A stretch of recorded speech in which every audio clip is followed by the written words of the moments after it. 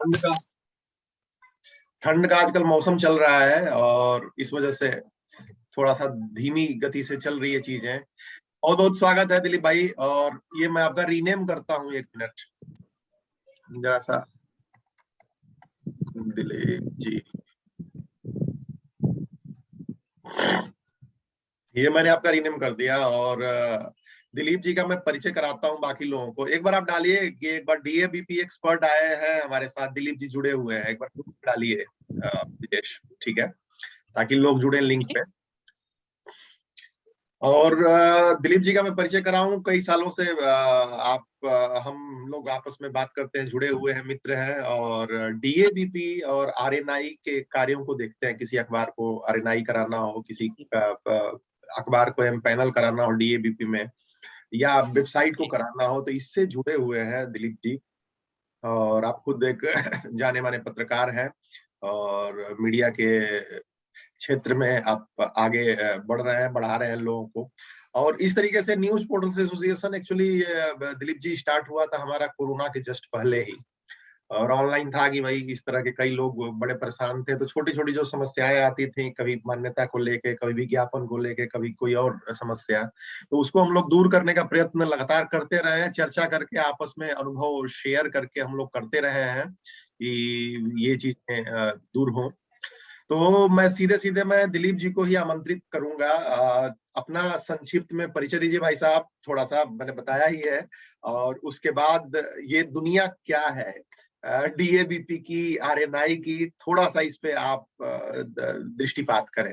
ब्रिजेश भाई जी, दिलीप जी सॉरी। अब एक बार अनम्यूट कर लीजिए, माइक आपका म्यूट है, एक बार अनम्यूट कर लीजिए बस। आवाज आ रही? हाँ, अब आवाज स्पष्ट। जी जी जी, मैं इस क्षेत्र में करीब 20 साल से जुड़ा हुआ हूँ। और दैनिक भास्कर, प्रभात खबर, पंजाब के पेपरों में जॉब करने के बाद फिर मैं एज ए फ्रीलांस काम कर रहा हूँ। और अभी मेरे पास करीब 15-16 ऐसे रीजनल न्यूज़पेपर्स हैं जिसके लिए मैं एज ए कंसल्टेंट उनके लिए डीएबीपी, आरएनआई या दिल्ली से जो भी चीज़ें हैं उनके लिए सारी चीज़ें मैं यहाँ पे उपलब्ध कर रहा हूँ।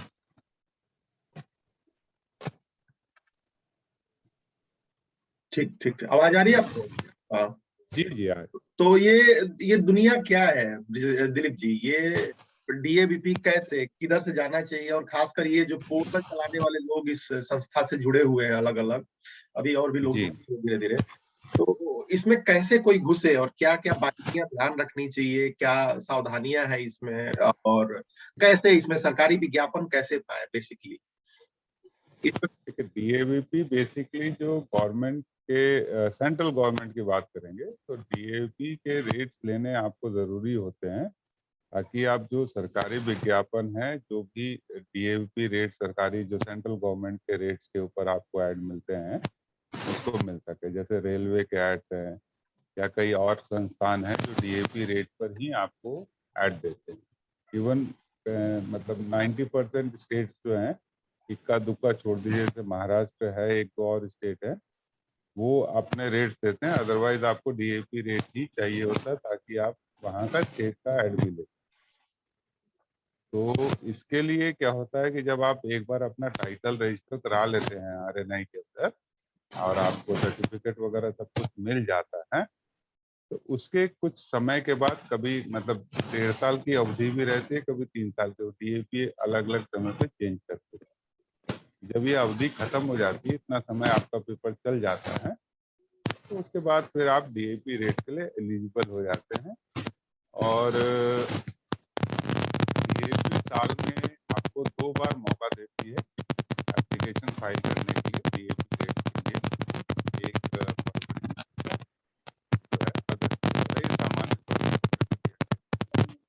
आवाज थोड़ी, आपको आपके साइड से थोड़ी आवाज फंस रही है, कहीं कहीं बीच में है दिलीप जी। थोड़ा एक बार जरा माइक जरा चेक कर लीजिएगा कहीं से।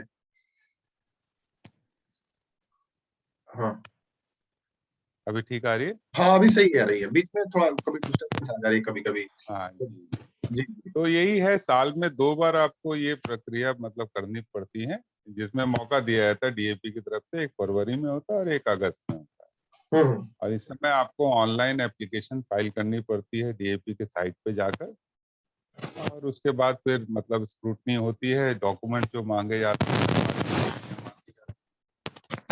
आप उसको जमा कराइए, और फिर 4 से 5 महीने के अंदर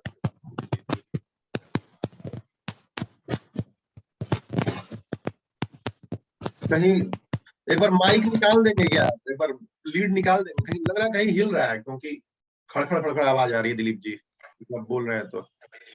हाँ ठीक है आवाज। अभी ज्यादा ठीक है, अभी ज्यादा ठीक है। अच्छा ठीक। लगा रहे हैं तो बड़ी तेज डिस्टरबेंस हो रही है। तो फरवरी और दूसरा महीना आपने बताया जिसमें डीएबीपी के लिए हम अप्लाई कर सकते हैं हाँ, फरवरी फरवरी और अगस्त का महीना, 2 महीने, साल में 2 बार आपको मौका दिया जाता अच्छा, जहाँ डीएबीपी के लिए आप अप्लाई कर सकते हैं। है। जी, आप कराइए उस समय, और उसके बाद करीब 4 से 5 महीना इस प्रक्रिया में समय लगता है। तो जैसे कि अगर आप फरवरी में करते हैं तो जून के आसपास तक आपको डीएपी रेट्स मिल जाते हैं, अगर आपके सारे पेपर वगैरह सही हैं तो। ठीक ठीक ठीक ठीक ठीक। तो एक बात बताइए, आप लंबे समय से काम कर रहे हैं दिलीप जी, और ये जो अखबार वाले डीएबीपी कराते हैं, सुधीर भी जुड़ चुके हैं हमारे साथ, बहुत बहुत स्वागत है सुधीर। और इस चर्चा को आगे कंटिन्यू कर रहे हैं, क्योंकि बहुत सारे लोगों को विज्ञापन में दिक्कत आती है, पोर्टल चलाते हैं तो को सरकारी मिले कैसे मिले। तो जो अखबार वाले कराते हैं उसकी प्रक्रिया और जो ऑनलाइन है उसकी प्रक्रिया में मूल डिफरेंस क्या है, और कैसे इस पे कोई आगे बढ़े? दिलीप जी, अच्छा अनुभव है आपके पास, तो थोड़ा इस पे प्रकाश डालें। ऑनलाइन मतलब क्या आप पोर्टल की बात कर रहे पोर्टल हैं? के लिए, पोर्टल के लिए, हाँ। पोर्टल में थोड़ी सी प्रक्रिया जो है वो अलग हो जाती है। इसमें आपको हर महीने के आसपास ही, मतलब शुरू में आपको मौका दिया जाता है। इसमें अभी बहुत सारी गाइडलाइंस, क्योंकि नया क्षेत्र है डीएपी के लिए भी, तो अभी ये लोग क्या कर रहे हैं कि मतलब आपको हर महीने ही आपको एक चांस देते हैं शुरू में, फर्स्ट वीक में। तो आप उस समय आप जाके अप्लाई कर सकते हैं। हम्म। और इसमें कुछ क्राइटेरियाज होती हैं, जैसे कि हिट्स के ऊपर होता है आपकी वेबसाइट पे जो है, हिट्स कितनी आ रही, यूनिक यूजर जो होते हैं आपके वो कितने आ रहे हैं। तो एक जो इन्होंने क्राइटेरिया अभी बना रखा था मिनिमम वाला, वो 2.5 लाख हिट्स के आसपास एवरेज आना चाहिए हर महीने। अच्छा। 6 महीने का एवरेज देखा जाता है, और 6 महीने में करीब 15 लाख के आसपास का एवरेज आपका आना चाहिए हर महीने 2.5 लाख के हिसाब से। तो ये है आपका वेबसाइट का रहता है, और बाकी थोड़े बहुत और पेपर वर्क रहते हैं। तो आप पेपर वर्क मेन इसी में फंसता है कि आपके हिट्स कितने आते अच्छा अच्छा, तो हिट्स के लिए मेरे ख्याल से गूगल एनालिटिक्स यूज करते होंगे। हाँ। हैं। हाँ, गूगल एनालिटिक्स से ही वो लोग चेक करते हैं। ठीक ठीक ठीक। बरकाती जी, आप सुन रहे होंगे सारी बातें। बरकाती जी हमारे जाने माने पत्रकार हैं बिहार से, दबंग बिहार टीवी, स्टार टीवी। और बरकाती जी, आप सुन रहे होंगे, आवाज आ रही होगी आपको, कुछ प्रश्न पूछना चाहें, कुछ अनुभव शेयर करना चाहें। सरकारी विज्ञापन, डीएबीपी केंद्रीय संस्था है और उसी के माध्यम से विज्ञापन मिलते हैं सरकारी। तो कुछ अगर पूछना चाहे तो बरकाती जी आप जरूर पूछे। माइक अनम्यूट कर लीजिए, लग रहा है कहीं रास्ते में है रिपोर्ट।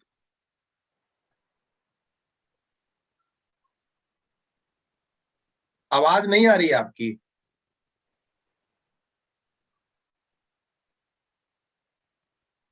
आपकी आवाज बिल्कुल नहीं आ रही है। वीडियो आ रही है, आवाज नहीं आ रही है, एक बार लीड निकाल के। चलिए, मैं ब्रिजेश आपको मैं बुलाता हूं। ब्रिजेश, आपको अपने मन में कोई प्रश्न हो, अपना चैनल कैसे ऑनलाइन कराएं, तो वो भी आप पूछ सकते हैं ब्रिजेश। हेलो। हाँ ब्रिजेश, आ रही है आवाज, वीडियो ऑन करें और पूछें। बिल्कुल, कई दिन से आप लोग परेशान थे। आप दिलीप जी, जैसा कि मैंने बताया कि इस फील्ड में काम करते रहे हैं लगातार। ब्रिजेश, आप अपनी पूछें, कैसे सरकारी विज्ञापन मिले, क्या मिले, जो भी मन में है। जी भैया, हमने जो है ये में पूरे पूरे इसके बारे में पता नहीं है। फिलहाल जो है एक हमारी मित्र से बात हुई थी, उन्होंने बताया था कि जो है वेबसाइट पे करीबन जो है 50,000 व्यूवर्स होने चाहिए, तो उसके बाद जो है सरकारी विज्ञापन मिलना जो है तय है। जी आप बोलिए बोलिए बोलिए, कोई नहीं, आप बोलिए बीच बीच उन्होंने में। बताया तो अपने वेबसाइट पे करीबन जो है 50,000 व्यूवर्स होने चाहिए, उसके बाद जो है ऑनलाइन जो है विज्ञापन की प्रक्रिया सरकारी मिल सकती है तब जाके। लेकिन हमने वर्डप्रेस की साइट चला रही है, उसमें जो है पता ही नहीं चल पा रहा है कितना व्यूवर्स है, कैसे क्या है। ठीक है, ये तकनीकी साइड है और तकनीकी साइड पे आगे बढ़ेंगे। सुधीर, कुछ इंटरेस्ट इसमें करना चाहेंगे आप? इसमें व्यूवर्स के लिए क्या कैसे है सिस्टम, कैसे चेक किया जा सकता है इसका एक वर्डप्रेस में? टेक्निकल सेशन अलग रहेगा। बरकाती जी, आप कुछ करना चाह रहे हैं? बरकाती जी,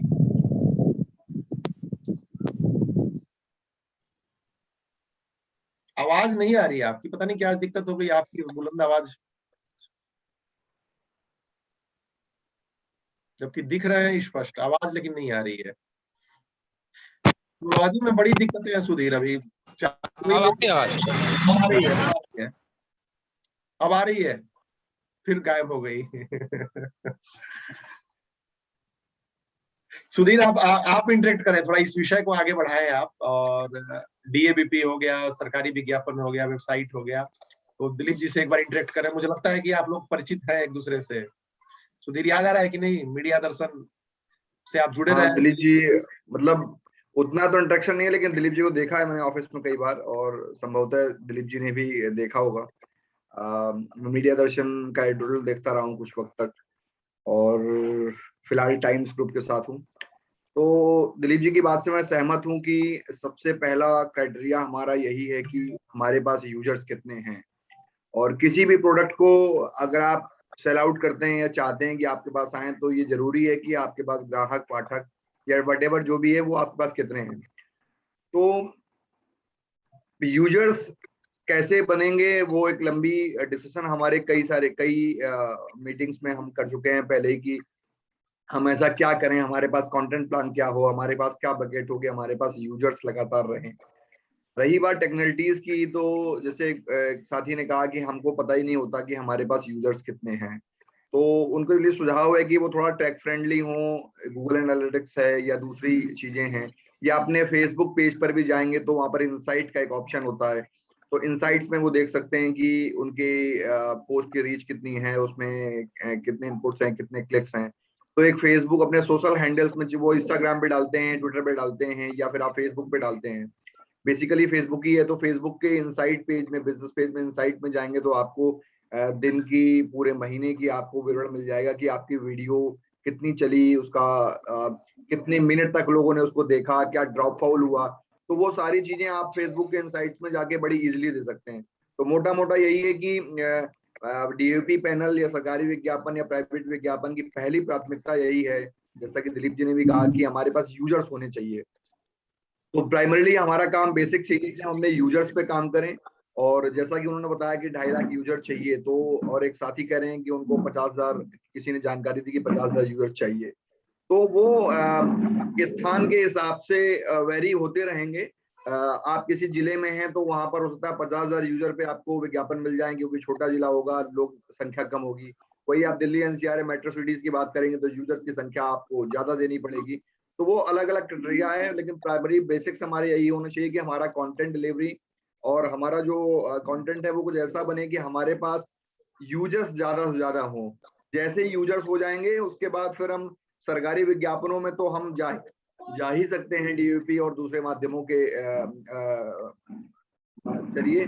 लेकिन उसके अलावा अगर हमारे पास अच्छा यूजर बेस होगा तो गूगल और प्राइवेट बहुत सारे चीजें हैं जहां से भी सोर्स ऑफ इनकम और विज्ञापन की चीजें होती हैं, जैसे कि गूगल एडसेंस है, या फेसबुक भी मोनेटाइजेशन करता है। अगर आप वीडियोस चलाते हैं, और देखते हैं तो फेसबुक भी 3 मिनट की अगर आप वीडियो बनाते हैं तो फेसबुक भी मोनेटाइजेशन करने लगा है। फेसबुक में भी आप विज्ञापन आते हैं, आप देखते होंगे फेसबुक की वीडियो चलते चलते अचानक उसमें विज्ञापन वगैरह आने लगते हैं। तो वो सारी चीजें बेस्ड हैं सिर्फ और सिर्फ यूजर्स पे, कि आपका जो यूनिक विजिटर्स हैं कितने आ रहे हैं, आपका पेज बढ़ रहा है कि नहीं। आप देखिए, अगर आपने कोई 1 लाख के पेज से कोई 1 लाख पेज आपके व्यूवर हैं आपके फेसबुक पेज पे, तो क्या वो धीरे धीरे बढ़ रहा है? क्योंकि जैसे जैसे वो पेज बढ़ेगा वैसे वैसे यूजर बेस आपका बढ़ता रहेगा। तो कुल मिला के सब सारी बातों का सिर्फ एक ही निचोड़ है कि हमारा पहला इंटरेक्शन हमारे यूजर्स पे होना चाहिए। जिस दिन हमारे पास यूजर्स होंगे और हमें लगेगा कि हमारे यूजर्स गिर नहीं रहे, कॉन्स्टेंटली हमारा ग्राफ ऊपर जा रहा है, देन फिर पेपर की प्रक्रिया से संबंधित दूसरी दिलीप जी के मदद से या किसी और अनुभवी साथी की मदद से हम पेपर वर्क करने में ज्यादा टाइम नहीं लगेगा। मेन है यूजर ही बनाना, और एक बार नहीं बनाना है। उस यूजर को बनाने के बाद कई सारी पेड स्पॉन्सरशिप रहेंगी, आप एक साथ पैसा लगा दीजिए और आपके पास ढेर सारा यूजर एक महीने में आ जाएगा, लेकिन आप पैसा लगाकर उस यूजर को बांध नहीं सकते।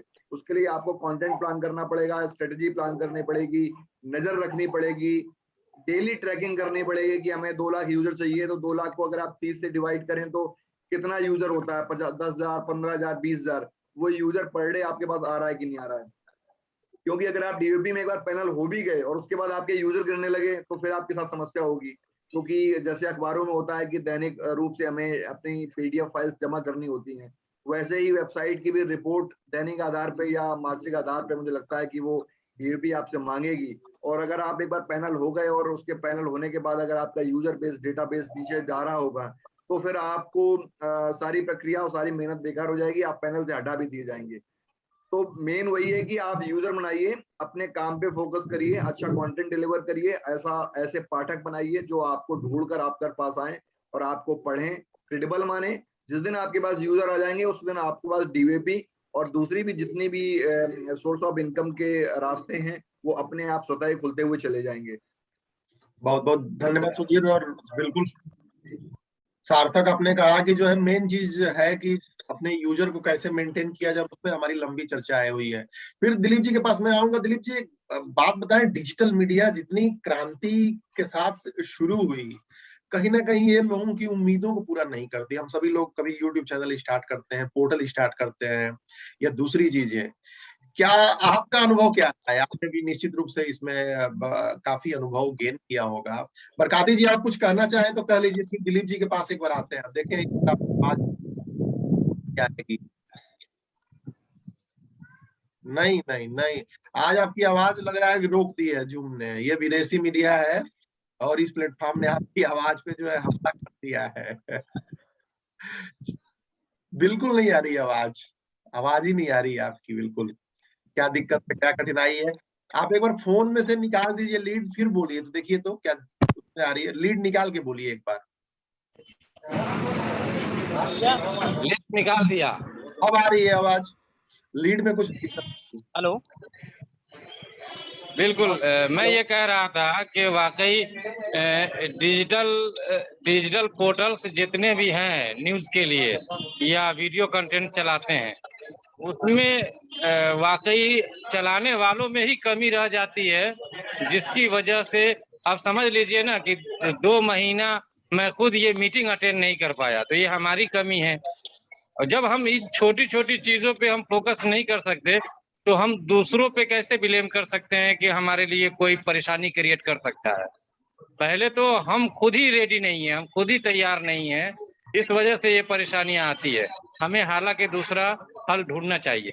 दिलीप जी से मैं ये जानना चाहूंगा कि जो कानूनी प्रक्रिया होती है गवर्नमेंट से कुछ लेने देने के, उस पर जरा बेहतर तरीके से रोशनी डाले जाए, चाहे हम जैसे लोगों को उससे कुछ न कुछ फायदा हो सके उस राह पर चलकर। दिलीप भाई साहब, आपने प्रश्न समझ लिया होगा और इस पे जरा सा नजर इस पे प्लीज। है कि इन सब प्रक्रिया में जो होता है, गवर्नमेंट से जो अप्रूवल्स लेने पड़ते हैं उसमें समय लगता है। और होता क्या है कि 1.5-2 साल 3 साल, जैसे अखबारों वगैरह में तो 3 साल तक का समय लग जाता है उसको एप्लीकेशन फाइल करने की। और उसके बाद फिर क्या होता है कि आपको उस सर्कुलेशन के हिसाब से आपको सारी चीजें भी देनी है। तो जीएसटी का भी प्रॉब्लम स्टार्ट हो ही गई है, तो जीएसटी वगैरह के पेपर हैं, बाकी सब जो चीजें होती हैं, उसकी वजह से कहीं ना कहीं क्या होता है कि पैसा इतना इसमें इन्वॉल्व हो जाता है कि आदमी जो लेके चल रहा होता है और जब तक गवर्नमेंट, हम छोटे लोगों के लिए तो अभी क्या है, छोटे स्मॉल में जो काम कर रहे हैं उनके लिए गवर्नमेंट ही सरवाइव कराने का सब कुछ है। बाकी कॉमर्शियल एड्स वगैरह तो लिमिटेड मिलती हैं। उसमें क्या होता है कि इस प्रक्रिया में जो समय लग जाता है और जो पैसा इन्वॉल्व हो जाता है, उस कारण से कहीं ना कहीं आदमी जो है वो बैकफुट पे चला जाता है।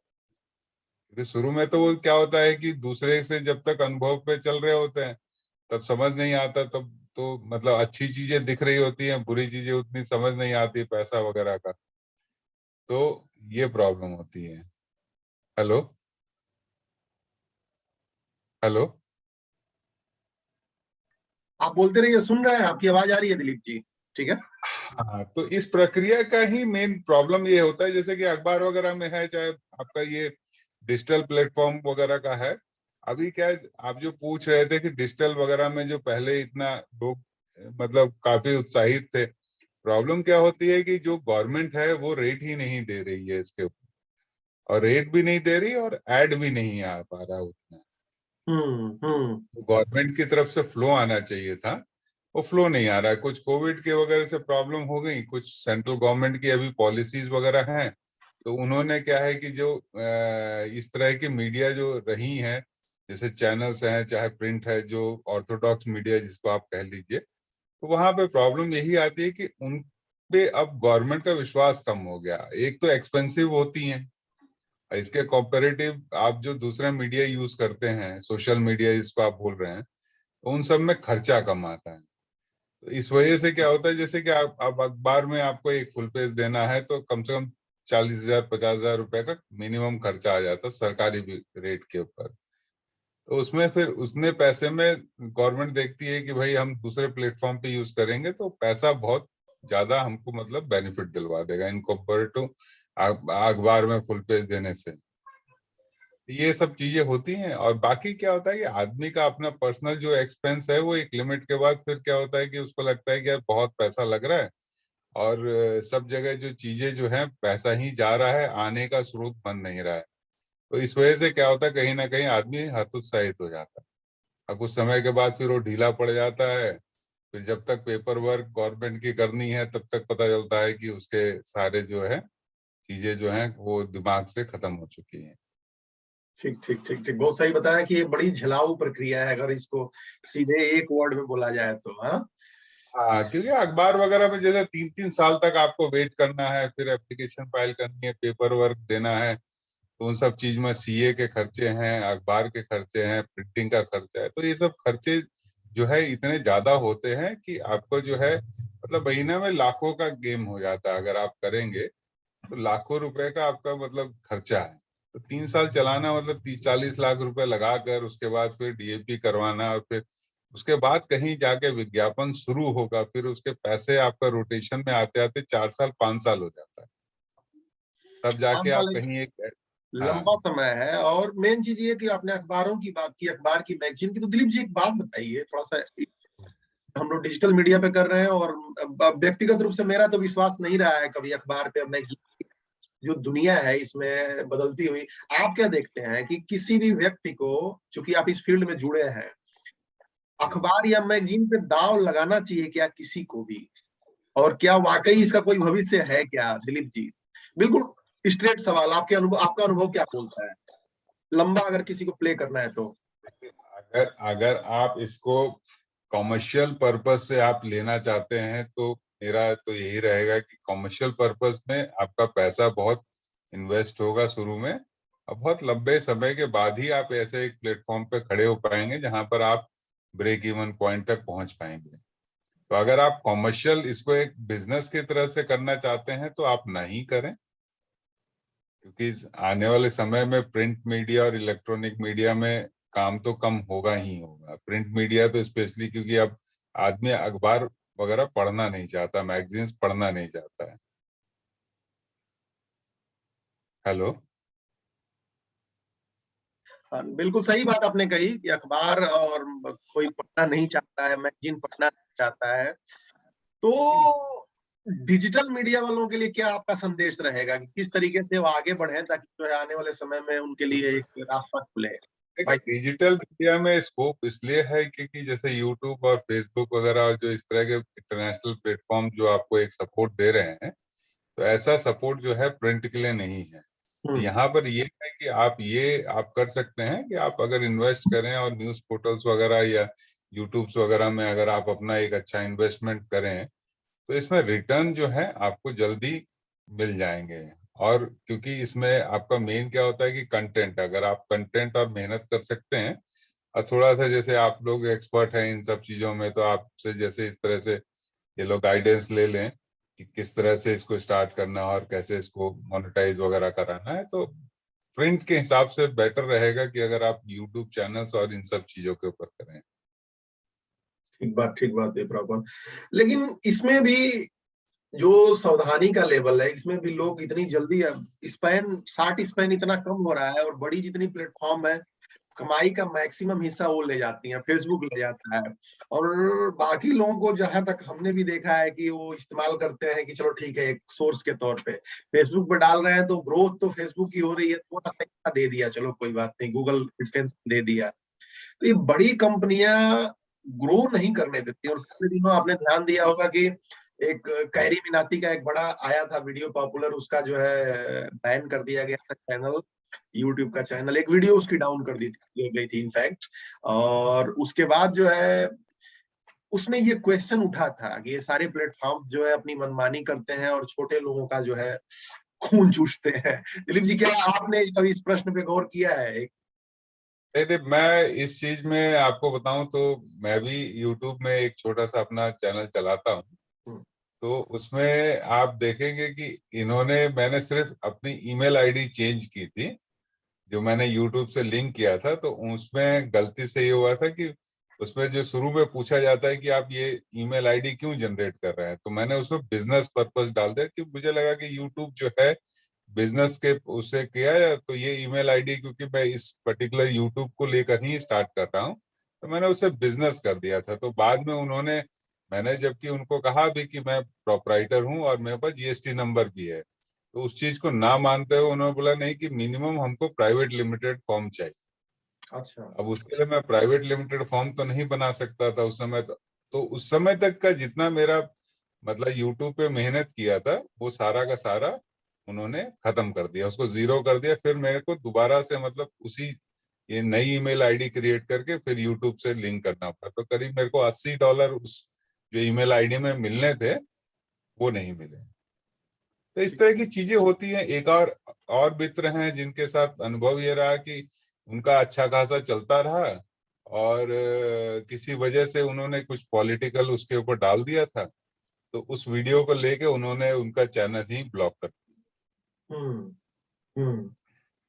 तो ये सब चीजें हैं जो मुझे लगता है कि एक तरह से मनमानी है, और इन सब में तो ज्यादा सेफ यही लगता है कि आप अपनी वेबसाइट हो गया उसका एक अल्टरनेट जरूर लेके चले, उसको इतनी जल्दी कोई बैन नहीं कर। मतलब आप एक पर्टिकुलर प्लेटफॉर्म के ऊपर आश्रित ना रहें, मल्टीपल प्लेटफॉर्म पे चलें, ताकि अगर किसी वजह से एक प्लेटफॉर्म बंद भी हो जाता है आपका, तो दूसरे प्लेटफॉर्म का सपोर्ट रहे आप।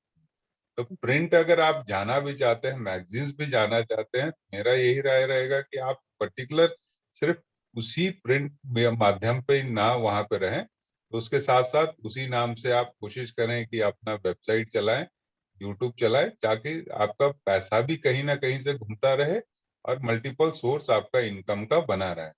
तो इससे क्या रहेगा कि कभी प्रिंट में प्रॉब्लम आ रही है तो वेबसाइट से कुछ पैसा आ गया, चाहे यूट्यूब से आ गया, फेसबुक से आ गया, इन सब चीजों से रहेगा कि थोड़ा थोड़ा पैसा आता रहेगा, तो आपका जो काम जो है थोड़ा बहुत रुकेगा नहीं। एक और बड़ा क्वेश्चन है, मुझे लगता है कि सुधीर भी इस बात पे ध्यान जरूर देंगे, ब्रिजेश है, बरकाती जी हैं, और आप खुद एक अच्छा एक्सपीरियंस रखते हैं दिलीप जी। एक बात बताइए कि दूसरे तमाम ऐसे सेक्टर्स हैं, फिनटेक में हो गया है आपका, किसी और सेक्टर, एक बच्चा है कोई अपना इनोवेशन शुरू करता है, कोई स्टार्टअप शुरू करता है, और उसको फंड देने वाले बहुत सारे लोग आ जाते हैं। मीडिया में कोई पोर्टल स्टार्ट करता है, कोई एक से एक आइडिया लेके आता है, उसको फंडिंग कैसे मिले? फंडिंग आप समझ रहे होंगे, हम लोग रोज रोज न्यूज देखते हैं, $1 मिलियन मिल गया, 4 करोड़ रुपए की फंडिंग मिल गई, और वो खुल के खेलने का उनको टाइम मिलता है, तो उनके स्टार्टअप ग्रो भी हो जाते हैं। जो स्टार्टअप चल रहा है, बरकाती जी कोई चीज शुरू कर रहे हैं, ब्रिजेश शुरू कर रहा है और अच्छा ग्रो कर रहा है, फंडिंग कैसे मिले? इस पे कभी आपने गौर किया है? उसको 4 करोड़ रुपए ब्रिजेश को कहां से मिले, या बरकाती जी को 3 करोड़ रुपए कोई कहां से दे कि भाई आप इसको ग्रो करो? ऐसे ही स्टार्टअप ग्रो हो रहे हैं इंडिया में। मीडिया में कहाँ ये समस्या आ रही है, या इधर किसी का ध्यान ही नहीं है? सुधीर, इसमें आप कुछ ऐड करना चाहेंगे ताकि दिलीप जी इसका जवाब दे सके? देखिए मेन क्या ना, मतलब लोगों को लगता है कि इन्वेस्टर्स लोगों को नहीं मिलते, मतलब जल्दी आसानी से इन्वेस्टर लोगों के पास नहीं आते। लेकिन मैं इस पे विपरीत जाऊंगा कि जिनके पास आइडियाज हैं, जिनके पास चीजें हैं, जिनके पास प्रोडक्ट हैं, उनके पास इन्वेस्टर्स की कमी नहीं है। कोई भी व्यक्ति, कोई भी बिजनेसमैन प्रॉफिट का गेम करना चाहता है, तो अगर हमारे आइडियाज में, हमारे चीजों में अगर वो खाना खाए, वो चीजें हैं, उसको लगता है कि प्रॉफिटेबल है। एग्जाम्पल के लिए मैं आपको लेटेस्ट एग्जाम्पल दूं, ट्विटर का कोई अभी आपके पास पैडलर विकल्प नहीं है, और एक नया ऐप आया जिसको कहते हैं कू, और वो ट्विटर के इक्विवेलेंट खड़ा हो रहा है धीरे धीरे धीरे धीरे। तो अब लोगों को लगता है कि सपोज दैट, जैसे कि इसके पहले टिकटॉक था, टिकटॉक चाइनीज ऐप था, उसने एक इंडिया में बड़ा मार्केट प्लेस बनाया, और जैसे ही बाइटडांस नाम की कंपनी थी जिसने टिकटॉक लॉन्च किया था, जैसे ही बाइटडांस इंडिया में बैन हुई, उसकी पैरेलली स्नैपचैट, ट्रेल, बहुत सारे एप्लीकेशन एप्स एक साथ आ गए, और सारा जितना यूजर था वो बट गया अलग अलग। टाइम्स का भी एक MX टकाटक नाम से प्रोडक्ट है, तो वो जो यूजर बेस था अलग अलग बट गया स्नैपचैट को लेके। और ये खास बात ये है कि स्नैपचैट, ट्रेल, जितने भी एप्स हैं वो सारे स्टार्टअप्स हैं। तो ऑडियंस ने देखा कि बाइटडांस एक कंपनी थी जिसने टिकटॉक बनाया, उसका इतना यूजर बेस था, उसका इतना कैपिटलाइजेशन था, उसको देखते हुए उन सारे पैरेलल स्टार्टअप्स पे बहुत सारे लोगों ने पैसा लगाया और वो चल गए। कू में भी उसी तरह इन्वेस्टमेंट है। तो वैसे ही भी डिजिटल कंटेंट में जब हम कोई चीज लेके आते हैं, एक एग्जांपल और देना चाहूंगा, जैसे कि आपने हम लोग OTT प्लेटफॉर्म जब लॉन्च हुए, तो OTT नेटफ्लिक्स बाहर का, अमेजन बाहर का, यूट्यूब भी पेड में आ गया। उसके बाद देखा कि भाई मार्केट प्लेसेस हैं, एक MX प्लेयर प्रोडक्ट था। थोड़ा समय रह गया, मात्र 1.5 मिनट का समय है। मैं थोड़ा सा चाह रहा हूँ कि दिलीप जी को ले लें, क्योंकि ये बंद हो जाएगा सुधीर। लेकिन आपकी बात सही है। बस एक लाइन में बस कहना यही है कि अगर आपके पास अच्छा प्रोडक्ट है, आपके पास अच्छी अप्रोच है, अच्छा आइडिएशन है, तो इन्वेस्टर्स की कमी नहीं है मार्केट में, वो इजिली आप मिल सकते हैं। लेकिन ये दिलीप जी मीडिया में नहीं हो रहा है। संक्षेप में बात रखें बस 1.5 मिनट का, और बाकी सभी लोगों का मैं आभार व्यक्त कर देता हूँ। जब भी वीडियो बंद हो जाएगा तो मीटिंग समाप्त हो जाएगी। दिलीप जी, मिथिलेश जी, मेन प्रॉब्लम क्या हो रही है कि प्रिंट मीडिया और इलेक्ट्रॉनिक मीडिया में इनोवेशंस की कमी रह गई है। और अब हम लोग जो है, मतलब वही 8 पेज का अखबार, 12 पेज का अखबार देखने के लिए इसमें बहुत ज्यादा इनोवेशन नहीं है। तो इसकी वजह से क्या होता है कि जो हमारे रीडर्स हैं वो भी उसमें ज्यादा इंटरेस्ट नहीं लेते, और जिस चीज में आपका ऑब्वियसली इंटरेस्ट नहीं है तो उसमें आपको इन्वेस्टर्स कहाँ मिलेगा। जो नई चीजें आती हैं, जो आप स्टार्टअप्स की बात कर रहे हैं, उसमें क्या होता है कि इनोवेशन होता है नया, जो उस समय जो चीजें आदमी को जरूरत है उस हिसाब से वो इनोवेशन है, और उस समय उसको मार्केट की जरूरत होती है। तो कहीं ना कहीं आप प्रिंट वगैरह का आप देखेंगे तो इसी वजह से कहीं ना कहीं इन्वेस्टर्स भी जो है वो ज्यादा इंटरेस्ट नहीं लेते हैं। अच्छा, ये अगले सप्ताह इनोवेशन पे चर्चा होगी। दिलीप जी आप भी मौजूद रहिएगा, और डालते हैं कि कैसे इन्वेस्टर्स लाए इसमें, छोटे छोटे। बरकाती जी को कैसे करोड़ों की फंडिंग मिले, ठीक है, और इंडिया से मिले, ठीक है। तो और ब्रिजेश को कैसे फंडिंग मिले, कोई और पोर्टल स्टार्ट कर रहा है उसको कैसे फंडिंग मिले। बहुत बहुत आभार सुधीर। एक बार करके मीटिंग समाप्त करें, वैसे समाप्त होने ही वाली है सुधीर। आभार व्यक्त करके सबका, क्योंकि 40 मिनट हो गया है।